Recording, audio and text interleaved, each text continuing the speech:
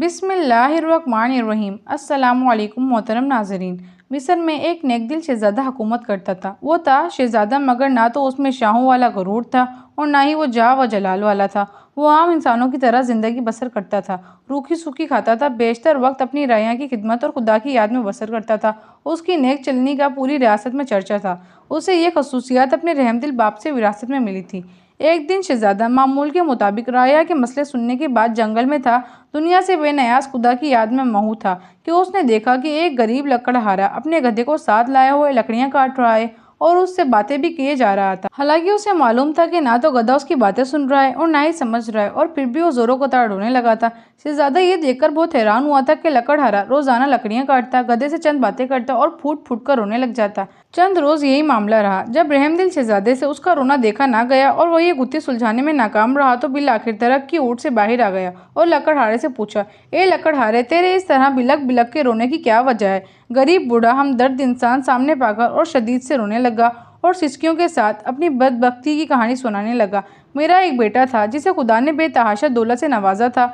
हर तरह का ऐश उसे मुयस्सर था, मगर उस दौलत का गुरूर उसके तन बदन पर इस कदर सादी हो चुका था कि उससे अपनी दौलत के सिवा कुछ दिखाई न देता था। अपने करीब रिश्तेदारों को धक्के देता, उन्हें जलील व रुस्वा करता। फिर उसकी बर्बादी का दिन आ गया और मेरी दूर की रिश्तेदार दूसरी रियासत से मेरे घर सवाली बनकर आई, ये सोचकर कि मुश्किल वक्त में अपने ही काम आते हैं। वो बहुत गरीब थी, उसकी बेटी की शादी करीब थी, मगर कोई इंतजाम ना हो पाया था। उसे कुछ रकम की ज़रूरत थी। वो अल्लाह की नेक बंदी थी, बेशतर वक्त इबादत में गुजारती थी, मगर मेरा बेटा दौलत के नशे में अंधा हो चुका था। उस औरत को धक्के मारकर घर से निकाल दिया। यही वो वक्त था जब हमारी बर्बादी शुरू हुई। उसी रात सुर्ख आंधी चली, बिजली कड़की और तेज बारिश हुई। मैं और मेरा बेटा अपने नरम बिस्तर पर मीठी नींद सो रहे थे और वो औरत पूरी रात हमारे दरवाजे से लगी रोती रही। शदीद तूफान और रात के घने अंधेरे में दूसरी रियासत वापस जाना उसके लिए मुमकिन न था और वह ज़ईफ औरत पूरी रात इस तूफानी मुकाबला करती रही और मेरे बेटे को रहम न आया। सुबह जब मेरी आंख खुली तो मुझ पे कयामत टूट पड़ी। मेरा बेटा गधे की सूरत इख्तियार कर चुका था। घर का सारा सामान आसमानी बिजली गिरने से जलकर राख हो चुका था। सब कुछ बर्बाद हो गया था और इसमें मेरा कसूर ये है कि मैंने अपने बेटे को गरूर व तकब्बुर करने से ना रोका। बुराई की तरफ वो बढ़ता चला गया और मैंने कोई कदम ना रोका। और अब ये इल्म है कि मैं जंगल से लकड़ियाँ काटता हूँ और अपने ही बेटे पर लाद कर बेचने ले जाता हूँ और उसी में हम बाप बेटे का गुजारा चलता है। ये सुनकर शहजादे की आंखें नम हो गई और वो लकड़हारे से मुखातिब हुआ, ए ज़ईफ इंसान, बहुत जुल्म किया। बेशक बुराई पर खामोश रहना और उसे ना रोकना उसका साथ देने के मुतरादिफ है।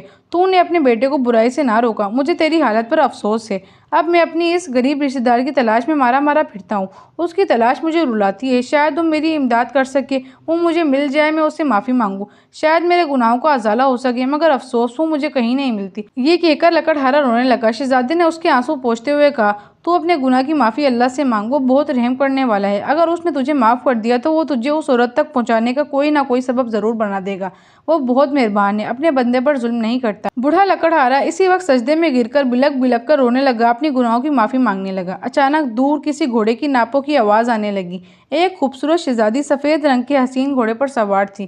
करीब आकर शहजादे से मुखातिब हुई, ए शहजादे, आखिर ये क्या माजरा है? शहजादे ने बूढ़े की राम कहानी सुनानी शुरू कर दी और लकड़हारे से कहने लगा, मैं ही वो लड़की हूँ जिसकी माँ तेरे दर पर सवाली बनकर आई थी, मगर ए बदबख्त, तेरे मगरूर बेटे ने इस नेक औरत की जिंदगी ही छीन ली। सारी रात तेरे दरवाजे पर तेज बारिश में तूफान का मुकाबला करती रही कि शायद तुझे रहम आ जाए। बिल आखिर तेज बारिश की ठंडी बूंदों को वो बूढ़ी जान बर्दाश्त न कर सकी और दुनिया से चली गई। जब सुबह हुई तो रहमदिल बादशाह मामूल की गश्त पर था। उसका वहाँ से गुजर हुआ। वो मेरी माँ को जब घर लाया तो माँ की लाश देखकर मेरे पैरों तले जमीन निकल गई थी। अब मेरा सहारा कोई ना था। बादशाह ये सब देखकर बहुत परेशान हुआ। बिलाखिर उसने मुझे अपने साथ ले जाने का फैसला किया। कुछ अरसे में उसके महल में रही और उसने मुझे नेक लड़की पाकर अपने बेटे से मेरी शादी करवा दी। शायद ये मेरी माँ की दुआओं का नतीजा था, जिसने मेरी खातिर अपनी जान कुर्बान कर दी थी। और उस रब ने मुझ गरीब को फर्श से उठाकर अर्श पर ला बिठाया और उस नेक शहजादे से मेरी शादी करवा दी जो इस वक्त तेरे सामने खड़ा है। और तुझे तेरे मगरूर बेटे के कर्मों ने अर्श से फर्श पर गिरा दिया। खुदा की कुदरत देख। लकड़हारा शर्मिंदगी से ज़मीन में गिरता जा रहा था और रो रो कर शहजादी से माफ़ी मांग रहा था। शहजादी बहुत रहमदिल थी। लकड़हारे के आंसू उसके दिल पर आ गिरे और उसने उसे माफ़ कर दिया।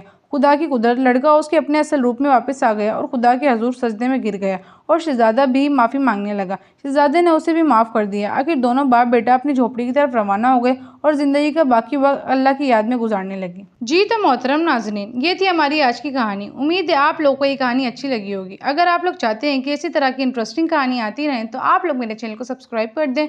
वीडियो अच्छी लगी हो तो लाइक, शेयर एंड कॉमेंट ज़रूर कीजिएगा। आज के लिए इतना ही। अल्लाह हाफिज़।